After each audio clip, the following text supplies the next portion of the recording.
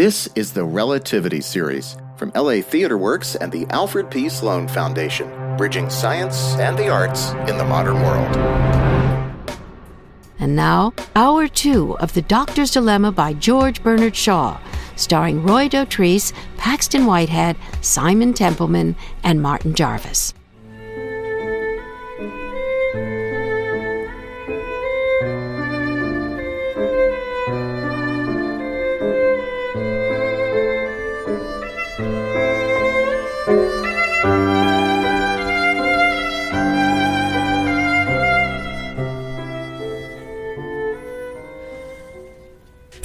Louis. I promise, keep still. When you want money, you will always come to me. But it's so sordid, dearest. I hate money. I can't keep always bothering you for money, money, money. That's what drives me sometimes to ask other people, though I hate doing it. It is far better to ask me, dear. It gives people a wrong idea of you. But I want to spare your little fortune and raise money on my own work. Don't be unhappy, love. I can easily earn enough to pay it all back. I shall have a one-man show next season, and then there will be no more money troubles. There. I mustn't do any more on that until the paint's bone dry. So you may come down. But you have promised, remember, seriously and faithfully, never to borrow again until you have first asked me. Seriously and faithfully. On my solemn oath, from this moment forth, I will never borrow another penny. Ah, that's right. Does his wicked, worrying wife torment him and drag him down from the clouds? And now, dear, won't you finish those drawings for Maclean? Oh, they don't matter. I've got nearly all the money from him in advance. But, dearest, that is just the reason why you should finish them. He asked me the other day whether you really intended to finish them. Confound his impudence. I've a good mind to throw up the commission and pay him back his money. Oh, we can't afford that, dear. If they pay us, they ought to have what they pay for. There, now, that's enough lecturing for today. I've promised to be good, haven't I? You know that I hate lecturing and that I don't for a moment misunderstand you, dear, don't you? I know. I'm a wretch. And you're an angel. If only I was strong enough to work steadily, I'd make my darling's house a temple. I can't pass the shops without wrestling with the temptation to go in and order all the really good things they have for you. I want nothing but you, dear. That'd be good. Now, remember that the doctors are coming this morning. Isn't it extraordinarily kind of them, Louis, to insist on coming? All of them to consult about you. Oh, I dare say they think it will be a feather in their cap to cure a rising artist. They wouldn't come if it didn't amuse them anyhow. I say, it's not time yet, is it? No, not quite yet. Hello, Ridgeon. Delighted to see you. Come in. Thank you. It's so good of you to come, Doctor. Good morning. Excuse this place, won't you? It's only a studio, you know. But we pig along somehow, thanks to Jennifer. Now I'll run away. Perhaps later on, when you're finished with Louis, I may come in and hear the verdict. Of course. I say, don't look so grave. There's nothing awful going to happen, is there? No. That's all right. Poor Jennifer has been looking forward to your visit more than you can imagine. She's taken quite a fancy to you, Ridgeon. The poor girl has nobody to talk to. I'm always painting. There's a little sketch I made of her yesterday. She showed it to me 2 weeks ago when she first called on me. Oh, did she? Good Lord, how time does fly. I could have sworn I only just finished it. It's hard for her here, seeing me piling up drawings and nothing coming in for them. Of course, I shall sell them next year fast enough after my one-man show. But while the grass grows, the steed starves. I hate to have her coming to me for money and having none to give her, but what can I do? I understood that Mrs. Dubedat had some property of her own. Oh, yes, a little. But how could a man with any decency of feeling touch that? Suppose I did, what would she have to live on if I died? I'm not insured, can't afford the premiums. How do you like this sketch? I have not come here today to look at your drawings. I have more serious and pressing business with you. You want to sound my wretched lung? My dear Ridgeon, I'll be frank with you. What's the matter in this house isn't lungs, but bills. You've made us feel that we can treat you as a friend. Will you lend us £150? No! Why not? I'm not a rich man. I want every penny I can spare and more for my researches. You mean you want the money back again? I presume people sometimes have that in view when they lend money. Well, I can manage that for you. I'll give you a cheque. Or see here, there's no reason why you shouldn't have your bit too. I'll give you a cheque for £200. Oh, why not cash the cheque at once without troubling me? Yeah, bless you. They wouldn't cash it. I'm overdrawn as it is. No, the way to work it is this. I'll post-date the cheque next October. In October, Jennifer's dividends come in. Well, you present the cheque. It will be returned marked refer to drawer or some rubbish of that sort. Then you can take it to Jennifer and hint that if the cheque isn't taken up at once, I shall be put in prison. She'll pay you like a shot. You'll clear £50, and you'll do me a real service, for I do want the money very badly, old chap, I assure you. You see no objection to the transaction? Well, what objection can there be? It's quite safe. I mean on the score of its being, shall I say, dishonourable? Do you mean that you refuse? Do I mean... Of course I refuse, man. What do you take me for? How dare you make such a proposal to me? Why not? Oh, you wouldn't understand if I tried to explain. Now, once for all, I will not lend you a farthing. I should be glad to help your wife, but lending you money is no service to her. Oh, well, if you're in earnest about helping her, I'll tell you what you might do. You might get your patients to buy some of my things, or to give me a few portrait commissions. My patients call me in as a physician, not as a commercial traveller. But you must have great influence with them. You must know such a lot of things about them. Private things that they wouldn't like to have known. They wouldn't dare to refuse you. What? Coming. Upon my word, what are you... They're in here. Gentlemen, I've been here hardly 10 minutes, and already he's tried to borrow £150 from me. Then he proposed that I should get the money for him by blackmailing his wife. Well, Richard, if that's what you call being an honourable man, I spoke to you in confidence. We're all going to speak to you in confidence, young man. We shall make ourselves at home for half an hour, Dubedat. Don't be alarmed. You're a most fascinating chap, and we love you. Oh, all right. All right, sit down any way you can. Take this chair, Sir Patrick. Up, see? Thank you. Here you are, BB. Sit here. Let me take your hat. You don't mind this stool, Walpole, do you? Oh, by the way, I'll trouble you for my cigarette case, if you don't mind. What cigarette The case? gold one I lent you at the Star and Garter. Was that yours? Yes.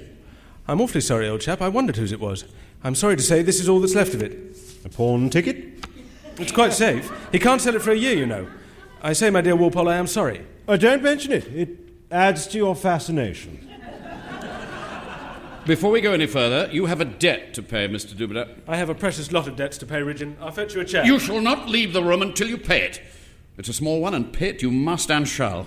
I don't so much mind your borrowing £10 from one of my guests and £20 from the other. I walked into it, you know. I offered Yeah, it. they could afford it. But to clean poor Blinkensop out of his last half-crown was damnable. I'll have that out of you at all events. Quite right, Ridgeon, quite right. Come on, young man. Down with the dust, pay up. Oh, you needn't make such a fuss about it. Of course I'll pay it. I had no idea the poor fellow was hard up. I'm as shocked as any of you about it. Here you are. Oh, I say, I haven't any money on me just at present. Walpole, would you mind lending me £0.50 just to settle this? Lend you £0.50. Well, if you don't, Blinkensop won't get it, for I haven't a rap. You may search my pockets if you like. Well, that's conclusive. Here you are. Thank you. There you are, Ridgeon. Thank you. I'm really glad that's settled. It was the only thing that was on my conscience. Now I hope you're all satisfied. Not quite, Mr. Dubedat. Do you happen to know a young woman named Minnie Tinwell? Minnie? I should think I do. And Minnie knows me too. She's a really nice, good girl, considering her station. What's become of her? It's no use bluffing, Dubedat. We've seen Minnie's marriage lines. Indeed. Have you seen Jennifer's? Do you dare insinuate that Mrs. Dubedat is living with you without being married to you? Why not? Why not? Yes! Scoundrel. Why not? Lots of people do it. Just as good people as you. I say, I should like to draw the lot of you now. You do look jolly foolish. Especially you, Ridgeon. I had you that time, you know. How, pray? Well, you set up to appreciate Jennifer, you know. And you despise me, don't you? I loathe you. Just so. And yet you believe that Jennifer is a bad lot because you think I told you so. Oh, were you lying? No. But you were smelling out a scandal instead of keeping your mind clean and wholesome. I can just play with people like you. I only asked you had you seen Jennifer's marriage lines, and you concluded straight away that she hadn't got any. You don't know a lady when you see one. What do you mean by that, may I ask? Now, I'm only an immoral artist, but if you'd told me that Jennifer wasn't married, I'd have had the gentlemanly feeling and artistic instinct to say that she carried her marriage certificate in her face and in her character. But you were all moral men, and morality consists in suspecting other people of not being legally married. Aren't you ashamed of yourselves? Can one of you look me in the face after it? Well, it's very hard to look you in the face, Dubedat. You have such a dazzling cheek. What about Minnie Tinwell, eh? Minnie Tinwell is a young woman who has had 3 weeks of glorious happiness in her poor little life, which is more than most girls in her position get, I can tell you. She's got her name into history, that girl. My little sketches of her will be fought for by collectors at Christie's. She'll have a page in my biography. Pretty good, that, for a maid at a seaside hotel, I think. What have you fellows done for her to compare with that? We haven't trapped her into a mock marriage and deserted her. No, you wouldn't have the pluck. Oh. But don't fuss yourselves. I didn't desert little Minnie. We spent all our money. All her money, £30. I said all our money. Hers and mine too. Her £30 didn't last 3 days. I had to borrow 4 times as much to spend on her. When we were cleaned out, we'd had enough of it. There was no desertion, no misunderstanding. We just said, well, the money's gone. We've had a good time that can never be taken from us, so kiss, part good friends. She back to service, and I back to my studio and my Jennifer, both the better and happier for our holiday. Mr. Dubert, all that does not affect the fundamental truth of morality. And it doesn't affect the criminal law on the subject of bigamy. Oh, bigamy. Bigamy, bigamy. What a fascination anything connected with the police has for you all, you moralists. You were married already when you married Minnie, and that settles it. Does it? Why can't you think? How do you know Minnie wasn't married already too? What are you Damn me, Dear little Minnie was married to the steward of a liner. He cleared out and left her. And she thought, poor girl, that it was the law that if you hadn't heard of your husband for 3 years, you might marry again. So you let her risk imprisonment in her ignorance of the law? Well, I risked imprisonment for her sake. I could have been had up for it just as much as she. But when a man makes a sacrifice of that sort for a woman, he doesn't go and brag about it to her. At least not if he's a gentleman. What are we to do with this Daisy? Oh, go and do whatever the devil you please. Put Minnie in prison. Put me in prison. Kill Jennifer with the disgrace of it all. And then when you've done all the mischief you can go to church and feel good about it. Well, he's got us. He has. But is he to be allowed to defy the criminal law of the land? Well, it'd punish him, but it'll put that poor girl in prison and ruin her. You may put the criminal law out of your head once and for all. It's only fit for fools and savages. Would you mind turning your face a little more this way, Sir Patrick? No, that's too much. Oh, put down your foolish pencil, man, and think of your position. You can defy the laws made by men, but there are other laws to reckon with. Do you know that you are going to die? We're all going to die, aren't we? We're not all going to die in 6 months. How do you know? Oh, upon my soul, I will not stand this. I'll tell you what you are, sir. You are a scoundrel. Oh, I don't mind you calling me a scoundrel a bit. It's only a word that you don't know the meaning of. I've a good mind to take you by the scruff of your neck, you infamous rascal, and give you a sound thrashing. I wish you would. You'd pay me something handsome to keep it out of court afterwards.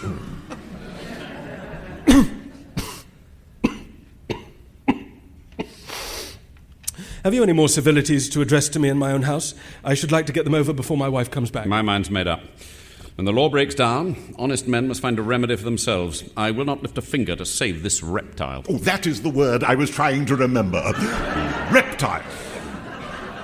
Yeah, I can't help rather liking you, Dubedat, but you certainly are a thoroughgoing specimen. Look here. All this is no good. You don't understand. You imagine that I'm simply an ordinary criminal. Well, not an ordinary one, Dubedat. Do yourself justice. Well, you're on the wrong tack altogether, Walpole. I'm not a criminal. All your moralizings have no value for me. I don't believe in morality. I'm a disciple of Bernard Shaw. Eh? Bernard Shaw? I've never heard of him. He must be one of those Methodist preachers, I suppose. No. He's the most advanced man now living. He isn't anything. Well, Mr. Dubedat, we can do nothing for you. Good afternoon. Oh, don't get up, Sir Patrick. Don't go, please. I didn't mean to shock you on my word. Do sit down again. Give me another chance. 2 minutes more, that's all I ask. Thanks awfully. Thanks. I don't mind giving you 2 minutes more, but don't address yourself to me, for I've retired from practice, and I don't pretend to be able to cure your complaint. Your life is in the hands of these gentlemen. Not in mine. My hands are full. I have no time and no means available for this case. Well, what do you say, Walpole? Oh, I'll take him in hand. I don't mind. I feel perfectly convinced that this is not a moral case at all. It's a physical one. There's something abnormal about his brain. That means probably some morbid condition affecting the spinal cord, and that means the circulation. In short, it's clear to me that he's suffering from an obscure form of blood poisoning, which is almost certainly due to an accumulation of ptomaines in the nuciform sac. Now, remove the sac, and then we're... Do you mean operate on me? No, thank you. Oh, never fear. You won't feel anything. You'll be under an anaesthetic, of course, and it'll be extraordinarily interesting. Oh, well, if it would interest you and if it won't hurt, that's another matter. How much will you give me to let you do it? How much? What do you mean? Well, you don't expect me to let you cut me up for nothing, do you? Well, will you paint my portrait for nothing? No, but I'll give you the portrait when it's painted, and you can sell it afterwards for perhaps double the money. But I can't sell my nuciform sac. Richard, did you ever hear anything like this? Well, you can keep your nuciform sac and your tubercular lung and your diseased brain. I'll have nothing to do with you. One would think I was not conferring a favour on the fellow. That leaves only one medical man who has not withdrawn from your case, Mr. Dubedat. You have nobody left to appeal to now but Sir Ralph Bloomfield Bonington. You know, if I were you, BB, I shouldn't touch him with a pair of tongs. Let him take his lung to the Brompton Hospital. They won't cure him, but they'll teach him some manners. My weakness is that I've never been able to say no, even to the most thoroughly undeserving people. Mr. Dubedat, your moral character is nothing to me. I look at you from a purely scientific point of view. To me, you are simply a field of battle in which an invading army of tubercle bacilli struggles with the patriotic force of phagocytes. Having made a promise to your wife, which my principles will not allow me to break, to stimulate those phagocytes, I will stimulate them. And I take no further responsibility. Well, Mr. Dubedat, as Sir Ralph has very kindly offered to take charge of your case, I must ask you to excuse me. Oh, certainly. I've quite done with you. There. While you've been talking, I've been doing. Here. What do you think of this? Psha, you young rascal. Was it drawing me you were? Of course. What else? Well, it's rather good. Don't you think so, Collie? So good, I should like to have it. Thank you, but I should like to have it myself. What do you think, Walpole? No, by Jove, I must have this. I wish I could afford to give it to you, Sir Patrick, but I'd pay 5 guineas sooner than part with it. Oh, for that matter, I'll give you 6 for it. 10. I think Sir Patrick is morally entitled to it, as he sat for it. May I send it to your house, Sir Patrick, for 12 guineas? 12 guineas? Not if you were the president of the Royal Academy, young man. Would you like to take it at 12, Sir Ralph? 12 guineas. Thank you. I'll take it at that. Accept it from me, Paddy, and may you long be spared to contemplate it. Well, thank you. I needn't settle with you now, Mr. Dubedat. My fees will come to more than that. Well, of all the mean... I consider you've stolen that drawing.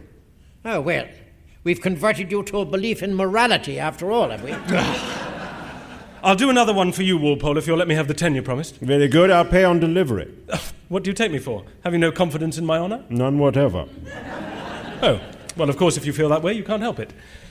Before you go, Sir Patrick, let me fetch Jennifer. I know she'd like to see you, if you don't mind. Yeah, all right. And now, before she comes in, one word. You've all been talking here pretty freely about me, in my own house, too.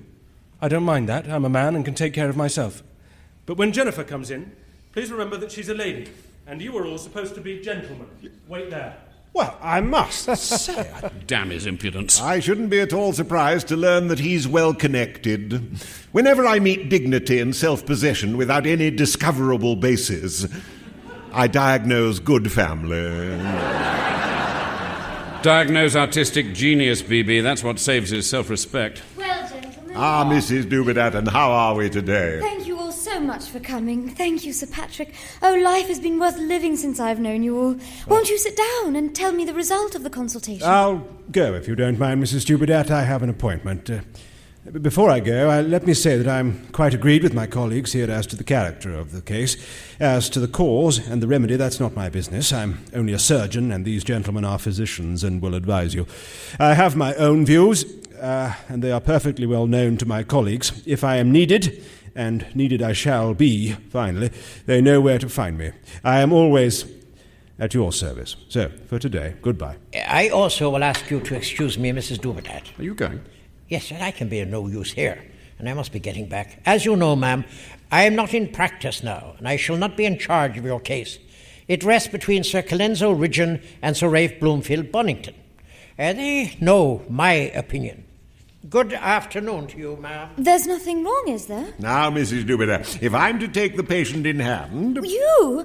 But I thought that Sir Colenso... My dear lady, your husband shall have me. But Not a word. It's a pleasure to me, for your sake. Sir Colenso Ridgeon will be in his proper place, in the bacteriological laboratory. I shall be in my proper place at the bedside. Your husband shall be treated exactly as if he were a member of the royal family. Well, No gratitude. It would embarrass me, I assure you.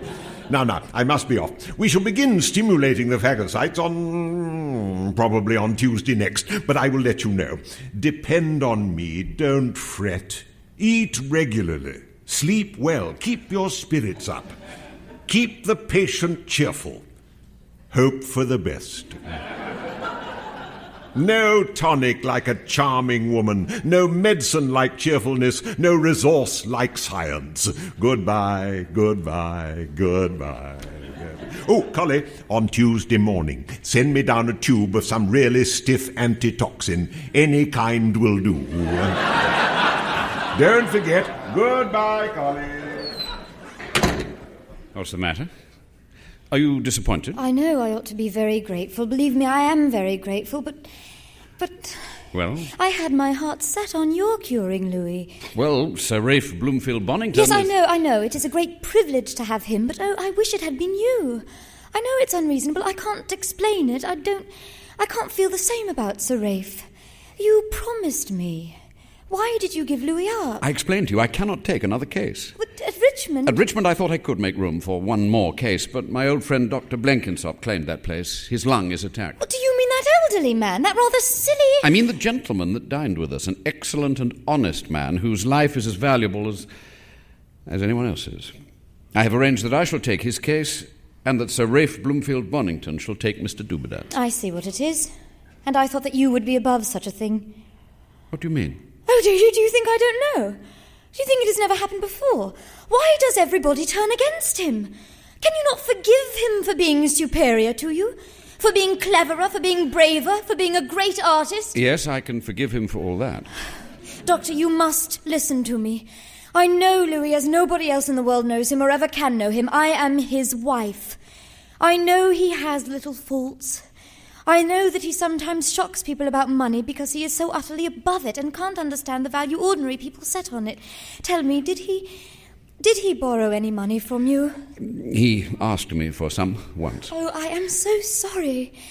So sorry. But he will never do it again. I pledge you my word for that. He has given me his promise, here in this room, just before you came, and he is incapable of breaking his word. That was his only real weakness, and now it is conquered and done with forever. Was that really his only weakness?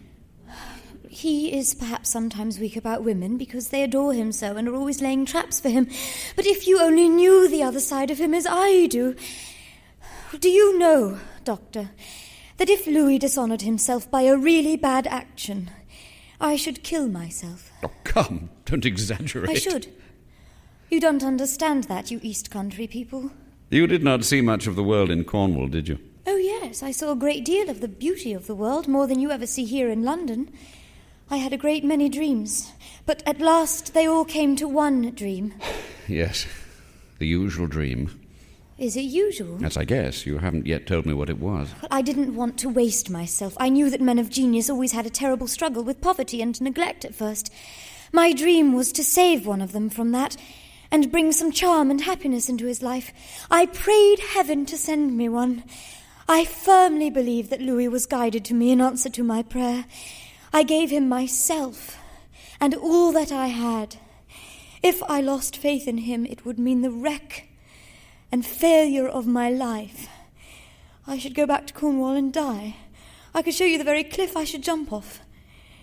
You must cure him. You must make him quite well again for me. I know that you can do it and that nobody else can. I implore you not to refuse what I am going to ask you to do. Take Louis yourself and let Sir Ralph cure Dr. Blinkensop.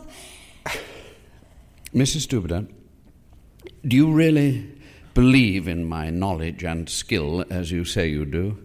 Absolutely. Well, I'm going to test you hard.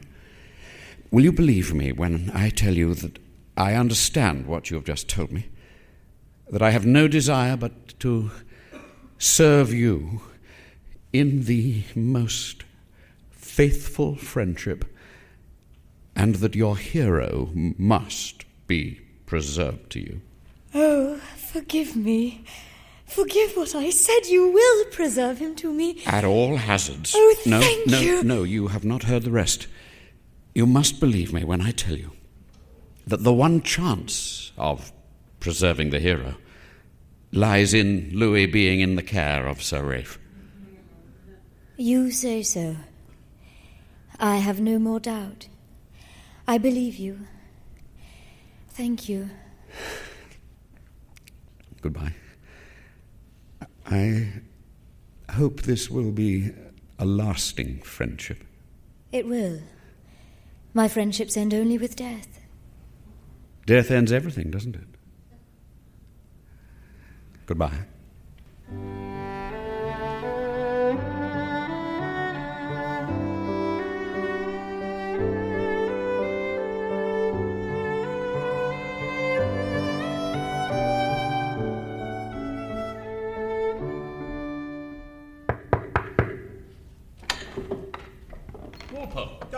Ridgeon. What's the matter? Have you been sent for too? We've all been sent for. I've only just come. I haven't seen him yet. The charwoman says that old Paddy Cullen has been here with BB for the last half hour. Well, Sir Patrick, what's up? Well, go in and see for yourself, Walpole. BB is in there with him. Very well. Then what has happened? Do you remember Jane Marsh's arm? Is that what's happened? That's what's happened. His lung has gone like Jane's arm. I never saw such a case. He's got through 3 months galloping consumption in 3 days. BB got in on the negative phase. Negative or positive, the lad's done for. He won't last out the afternoon. He'll go suddenly. I've often seen it. Well, so long as he goes before his wife finds him out, I don't care. I fully expected this. It's a little hard on a lad to be killed because his wife has too high an opinion of him. Fortunately, very few of us are in danger of that. Here you are, Ridgeon. Paddy's told you, of course. Yes. It's an enormously interesting case. You know, Collie, by Jupiter, if I didn't know, as a matter of scientific fact, that I'd been stimulating the phagocytes, I should say I'd been stimulating the other things. Phew, BB, you've done it this time. What do you mean? You've killed him. It's the worst case of neglected blood poisoning I ever saw. It's too late now to do anything. He'll die under the anaesthetic. Killed, really? Walpole, if your monomania were not well known, I should take such an expression very seriously. Oh, come. When you've both killed as many people as I have in my time, you'll feel humble enough about it. Come and look at him, Collie. Very well. I apologise, BB, but it's blood poisoning. My dear Walpole, everything is blood poisoning. But upon my soul, I shall not use any of that stuff of Ridgeon's again. What made me so sensitive about what you said just now is that, strictly between ourselves, Ridgeon has cooked our young friend's goose. Oh, Sir Rafe, what am I to do? That man who insisted on seeing me and sent in word that his business was important to Louis is a newspaper man. A paragraph appeared in the paper this morning saying that Louis is seriously ill, and this man wants to interview him about it. How can people be so brutally callous? You just leave me to deal with him. But Louis insists on seeing him. He almost began to cry about it. And he says he can't bear his room any longer. He says he wants to die in his studio. Sir Patrick says let him have his way, it can do no harm. What shall we do? Why, follow Sir Patrick's excellent advice, of course. As he says, it can do him no harm. Will you bring the man up here, Mr. Walpole, and tell him that he may see Louis, but he mustn't exhaust him by talking? As you wish. Sir Rafe, don't be angry with me, but Louis will die if he stays here. I must take him to Cornwall. He will recover there. Cornwall, the very place for him. Wonderful for the lungs. Stupid of me not to think of it before. You are his best physician after all, dear lady. An inspiration. Cornwall. Of course. Yes. Oh, you are so kind, Sir Rafe. But don't give me much hope, or I shall cry, and Louis can't bear that. Then let us come back to him and help to carry him in. Cornwall, of course, the very thing. This is the studio, I suppose. Yes? Where he has his models, eh? No doubt. Cubicle, you said it was? Yes, tubicle. Which way do you spell it? Is it C-U-B-I-C-A-L or C-L-E? Tubicle, man, not cubicle. T-U-B-E-R-C-L-E. Oh, tubercle. Some disease, I suppose. I thought he had consumption. Now, are you one of the family or the doctor? I'm neither one nor the other. I'm Mr. Cutler Walpole. Put that down. And then put down Sir Colenso Ridgeon. Sir Colenso Pigeon. Not Pigeon, Ridgeon, man. Here. You better let me write the names down for you. You're sure to get them wrong. That comes of belonging to an illiterate profession with no qualifications and no public register. I say, you have got your knife into us, haven't you? I wish I had. I'd make a better man of you. Now, attend. These are the names of the 3 doctors. This is the patient, this is the address, and this is the name of the disease. Here you are. Mr. Dubedat will be brought in here presently. He wants to see you because he doesn't know how bad he is. And we'll allow you to wait a few minutes to humour him, but if you talk to him, out you go. He may die at any moment. Oh, is he as bad as that? Oh, I say, I am in luck today. Would you mind letting me photograph you? Could you have a lancet or something like that in your hand? Put it up. If you want my photograph, you can get it in Baker Street at any of the series of celebrities. Oh, yeah, but they'll want to be paid, if you wouldn't mind. I would. Put it up, I tell you. Here they come. Sit down there and be quiet. That's happiness. To be in my studio. Happiness. Yes, dear. Sir Patrick says you may stay here as long as you like. Jennifer. Yes, my darling. Is the newspaper man here? Oh, yes, Mr. Dubedat, I'm here at your service. I represent the press. I thought you might like to let us have a few words about a few words on your illness and your plans for the season. My plans for the season are very simple. I'm going to die. Louis, dearest. Dearest, don't cry. Makes you ugly, and I can't bear that. Regent? Yes? Give me something to keep me going for a few minutes. Not one of your confounded antitoxins, if you don't mind. I have some things to say before I go. I suppose it can do no harm. Well, put some milk with the whiskey. We don't want to set him coughing again. Right. Here. Thank you.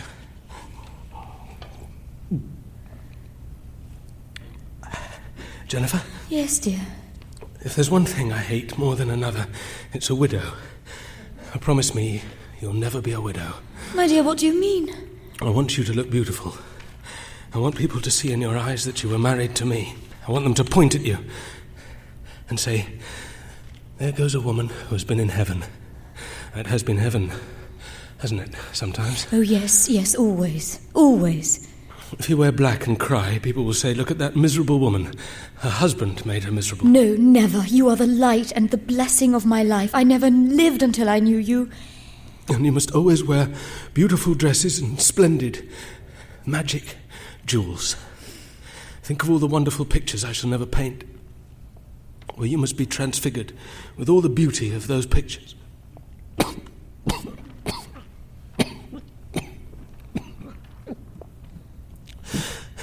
That is what men must always think of when they think of me. That is the sort of immortality I want. You can make that for me, Jennifer. Promise me, you will not make a little hell of crepe and crying and undertaker's horrors and withering flowers and all that vulgar rubbish. I promise, but all that is far off, dear. You are to come to Cornwall with me and get well. Sir Rafe says so. Poor old baby. Poor fellow, brain going. Sir Patrick's there, isn't he? Yes, I'm here. Sit down, won't you? It's a shame to keep you standing about. Yes, thank you. All right. Jennifer? Yes, dear. Do you remember the burning bush? Yes. Oh, my dear, how it strains my heart to remember it now. Does it? It fills me with joy. Tell them about it. But it was nothing, only that once in my old Cornish home we lit the first fire of the winter, and when we looked through the window we saw the flames dancing in a bush in the garden. Such a colour. Garnet colour. Waving like silk. Liquid, lovely flame, flowing up through the bay leaves and not burning them. Well, I should be a flame like that. Sorry to disappoint the poor little worms, but the last of me shall be the flame in the burning bush. Whenever you see the flame, Jennifer, that will be me. Promise me that I shall be burnt. Oh, if I might be with you, Louis. No, you must always be in the garden when the bush flames. You are my hold on the world. You are my immortality, promise. I'm listening. I shall not forget. You know that I promise. Well, that's about all, except that you are to hang my pictures at the one-man show. I can trust your eye. You won't let anyone else touch them. You can trust me. And there's nothing more to worry about, is there? Give me some more of that milk. I'm fearfully tired, but if I stop talking, I shan't begin again. Here you are. Thank you.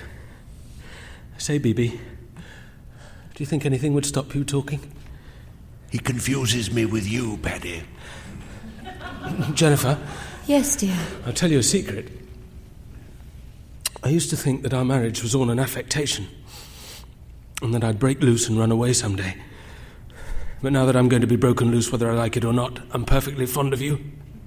And perfectly satisfied because I'm going to live as part of you and not as my troublesome self. Stay with me, Louis. Oh, don't leave me, dearest. Not that I'm selfish.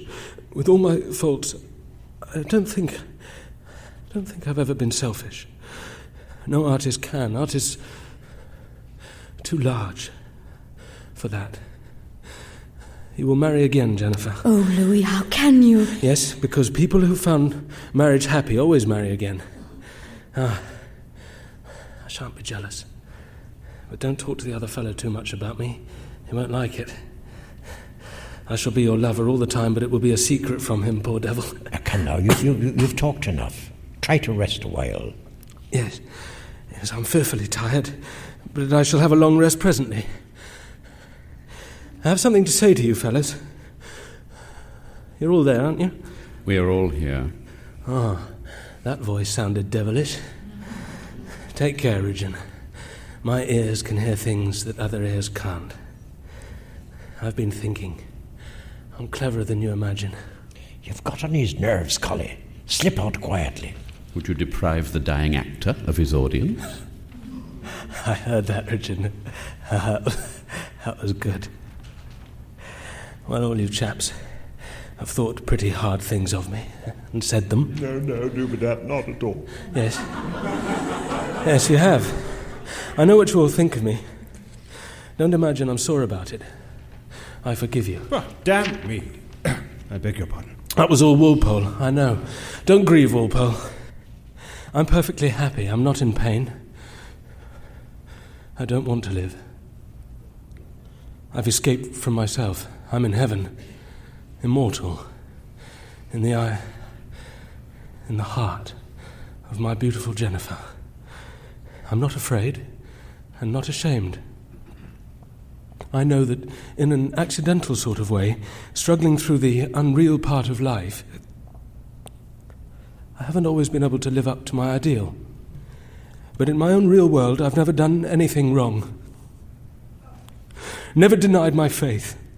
Never been untrue to myself. I've been threatened and blackmailed and insulted and starved. But I fought the good fight. And now it's all over. There's an indescribable peace. I believe in Michelangelo, in Velasquez, and in Rembrandt.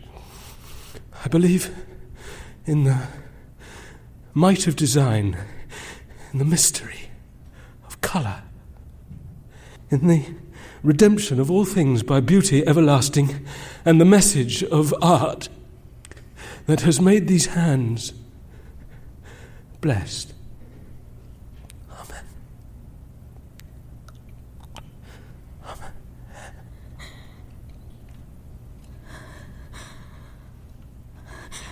Louis, are you... Not yet, dear. Very nearly, but not yet. I should like to rest my head on your bosom, only it would tire you. Oh, no, darling. How could you tire me? There, dear. Oh, that's good, that's real. Don't spare me, dear. Indeed, you will not tire me. Lean on me with all your weight. Ginny Gwynny, I think I shall recover after all. Yes, you shall. Because I suddenly want to sleep. Just an ordinary sleep. Yes, dear. Sleep. Ginny, is the news... What did you say, dear? I can't listen without moving him. Mr. Walpole? Yes, Dubedat, what is it? Danziger. He wants to know, is the newspaper man here? Oh, yes, Mr. Dubedat. Yes, here I am. Ah. Oh, that's right, dear. Don't spare me. Lean on me with all your weight. Now you are really resting.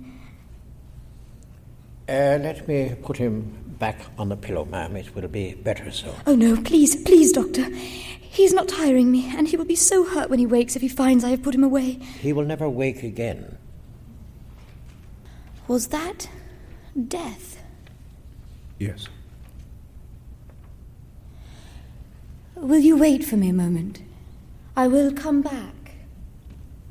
Ought we to follow her? I mean, is she in her right senses? Yes, she's all right. Leave her alone. She'll come back. Let us get this thing out of the way before she comes. My dear Collie, the poor lad. He died splendidly. Aye, that is how the wicked die. No matter, it's not for us to judge He's in another world now. Borrowing his first £5 note there, probably. I said the other day that the most tragic thing in the world is a sick doctor. I was wrong. The most tragic thing in the world is a man of genius who is not also a man of honour. Walpole, give me a hand. I thought it showed a very nice feeling, he's being so particular about his wife going into proper mourning for him and making a promise never to marry again. Mrs. Dubedat is not in a position to carry the interview any further, and neither are we. Good afternoon to you, young man. Do you think she would give me a few words on how it feels to be a widow? It's rather a good title for an article, isn't it? Young man, if you wait until Mrs. Dubedat comes back, you'll be able to write an article on how it feels to be turned out of the house. Do you really think she'd rather not? Good day to you. Here is my card. Mind you get my name correctly. Good day. Good day, and thank you. Poor Dubedat. Poor young fellow. How well he died. I feel a better man, really. He has set us an example. Let us endeavour to follow it rather than harp on the weaknesses that have perished with him. I think it is Shakespeare who says that the good that most men do lives after them. The evil lies interred with their bones. Yes, interred with their bones. Oh, believe me, Paddy, we're all mortal. It is the common lot, Ridgeon. Say what you will, Walpole, nature's debt must be paid. If 'tis not today, 'twill be tomorrow. Tomorrow. And tomorrow, and tomorrow. After life's fitful fever, they sleep well. And like this insubstantial bourne from which no traveller returns, leave not a rack behind. Well, that's beautifully. Out, out, brief candle. For nothing canst thou to damnation add. The readiness is all. Yes. Death makes people go on like that. I don't know why it should, but it does. By the way, what are we going to do? Ought we to clear out, or had we better wait and see whether Mrs. Dubedat will come back? I think we'd better go. We can tell the charwoman what to do. Yes, indeed. You see, I have dressed for Louis. I'm so sorry to have kept you waiting. No, that's not at all. I felt that I must shake hands with his friends once before we part today. We have shared together a great privilege and a great happiness. I don't think we can ever think of ourselves as ordinary people again. We have had a wonderful experience, and that gives us a common faith, a common ideal that nobody else can quite have. Life will always be beautiful to us. Death will always be beautiful to us. May we shake hands on that. Well, remember, all letters had better be left to your solicitor. Let him open everything and settle everything. That's the law, you know. Oh, thank you, I didn't know. Well, goodbye to you, dear lady. Goodbye. Goodbye. I blame myself. I should have insisted on operating. Goodbye. I will send the proper people. They will know what to do. You shall have no trouble. Goodbye, my dear lady. Goodbye. I said his friends, Sir Colenso.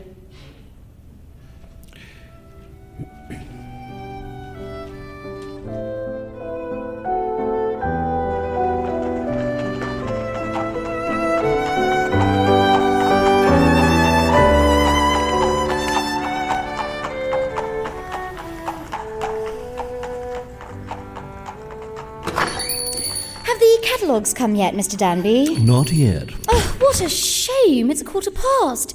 The private view will begin in less than half an hour. I think I'd better run over to the printers to hurry them up. Oh, if you would be so good, Mr. Danby. I'll take your place while you're away. If anyone should come before the time, don't worry. The commissioner won't let anyone through unless he knows him.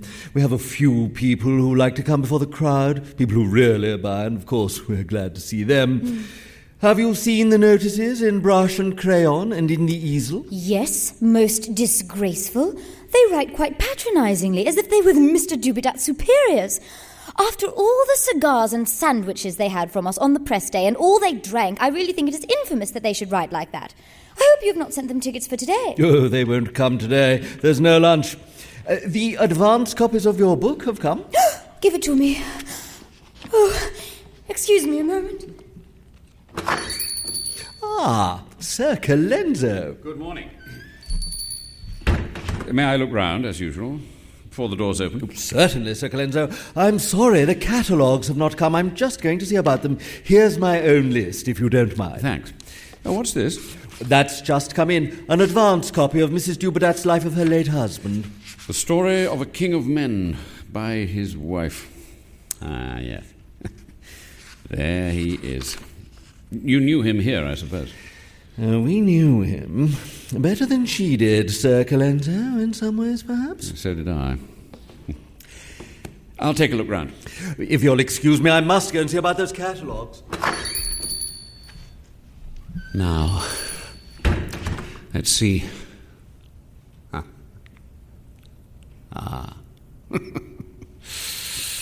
Clever brute. Sir Colenso Ridgeon.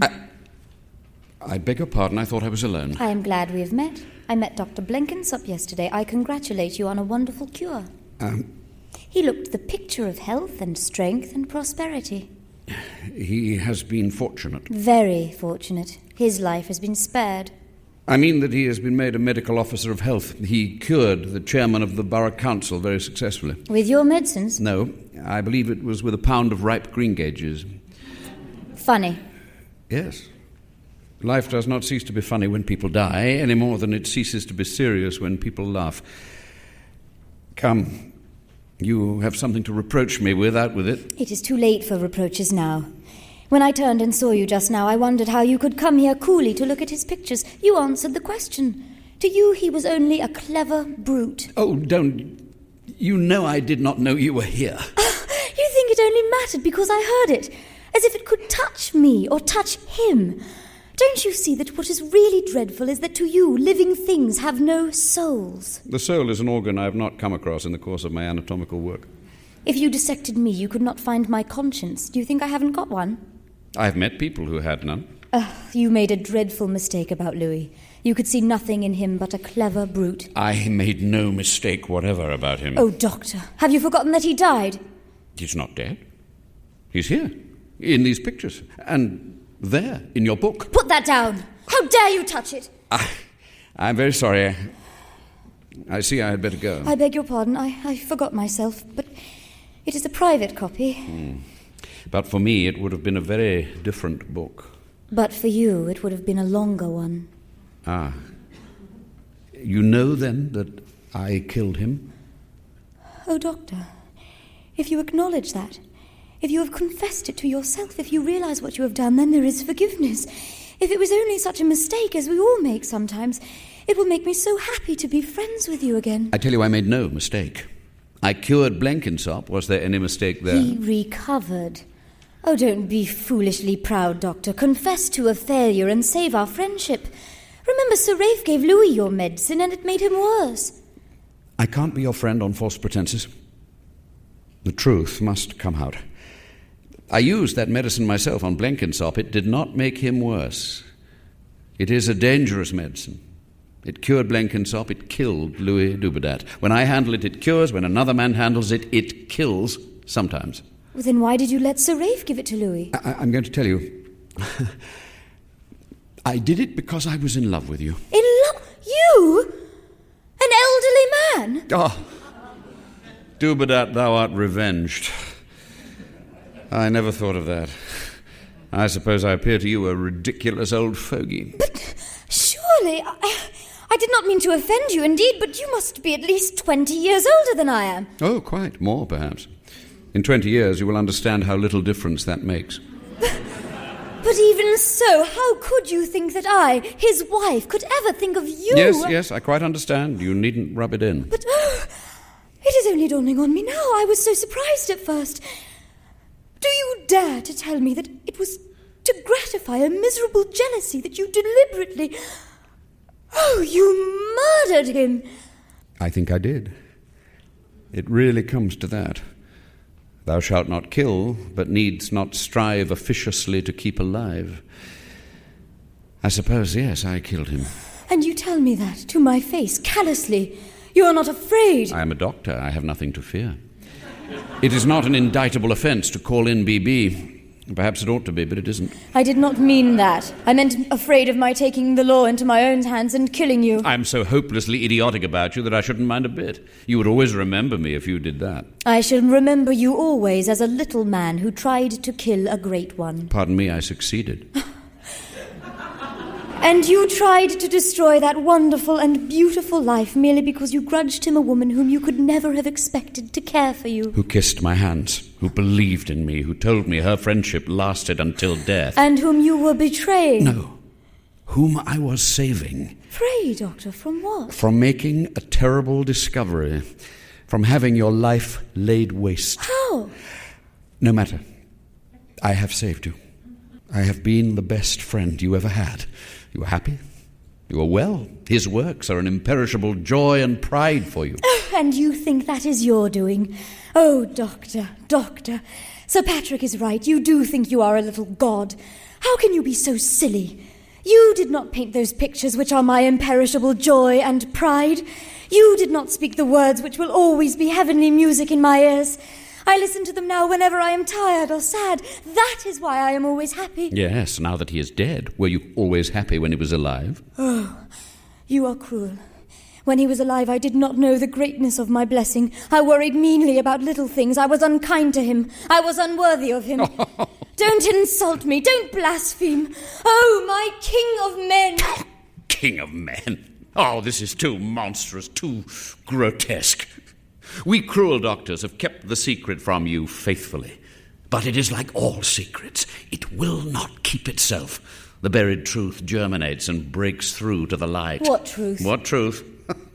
Why, that Louis Dubedat, king of men, was the most entire and perfect scoundrel, the most miraculously mean rascal, the most callously selfish blackguard that ever made a wife miserable. He made his wife the happiest woman in the world, No, Doctor. by all that's true on earth, he made his widow the happiest woman in the world. But it was I who made her a widow. And her happiness is my justification. And my reward. No. You know what I did, and what I thought of him. Be as angry with me as you like. At least you know me as I really am.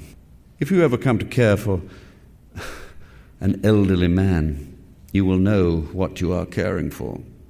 I am not angry with you any more, Sir Colenso. I knew quite well that you did not like Louis, but it is not your fault. You don't understand, that is all. You could never have believed in him. And don't think that you have shocked me so dreadfully. I know quite well what you mean by his selfishness. He sacrificed everything for his art. In a certain sense, he had to even sacrifice everybody. Everybody except himself. You are so utterly, so wildly wrong, so incapable of appreciating Louis. Oh. I have marked 5 pictures as sold to me. They will not be sold to you. Louis's creditors insisted on selling them, but this is my birthday. And they were all bought in for me this morning by my husband. By whom? By my husband. What husband? Whose husband? Which husband? Do you mean to say that you have married again? Do you forget that Louis disliked widows, and that people who have married happily once always marry again? Then I have committed a purely disinterested murder. Here we are. Just got the first bunch of catalogues in time. The doors are open. So glad you like the pictures, Sir Colenso. Good morning. Good morning. I am... No.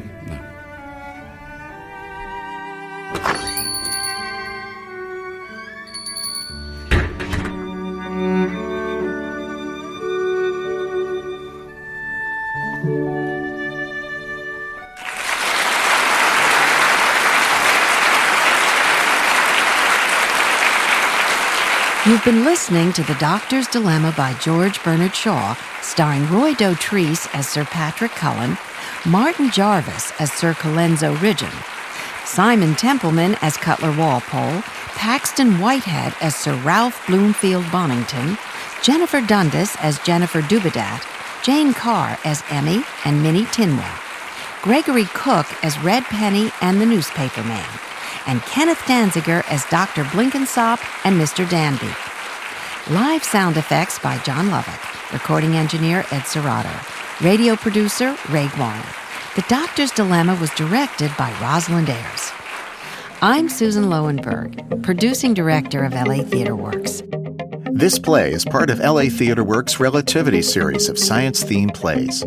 Lead funding for the Relativity Series is provided by the Alfred P. Sloan Foundation, bridging science and the arts in the modern world.